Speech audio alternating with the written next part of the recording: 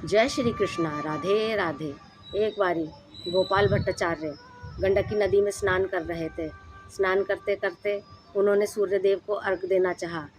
वो सूर्यदेव को अर्घ देने के लिए उन्होंने अपनी अंजलि में जल भरा, और जब जल भरा तो उनके हाथ में उनकी अंजलि में एक शालिग्राम आ गए, और वो शालिग्राम उन्होंने अपने पास रख लिया। जब उन्होंने दोबारा अपनी अंजलि में जल भरा तो उनके हाथ में दूसरे शालिग्राम आ गए। ऐसे करते करते उनके पास 12 शालिग्राम हो गए, और वो 12 के 12 शालिग्राम लेके वृंदावन आ गए।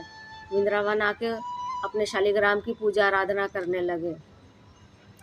एक दिन एक सेठ आया, और जो सब साधु संतों को उनके भगवान के लिए, भगवान की मूर्ति के लिए कपड़े और जेवर बांट रहा था।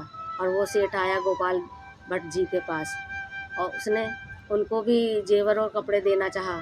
तो गोपाल जी ने कहा, मैं इन जेवर कपड़ों का क्या ही करूँगा, ये जेवर कपड़े मेरे भगवान के किस काम के, मेरे भगवान तो गोल हैं, वो कैसे ही पहनेंगे।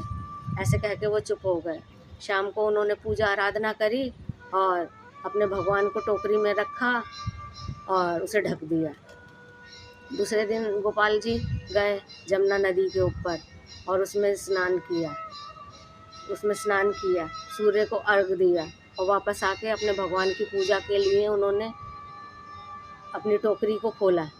उस टोकरी में से देखा तो 12 शालिग्राम में से एक शालिग्राम राधे रमन के रूप में प्रकट हुए।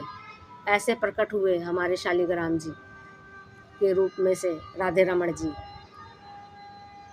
और भगवान ने गोपाल जी की इच्छा को पूर्ण किया।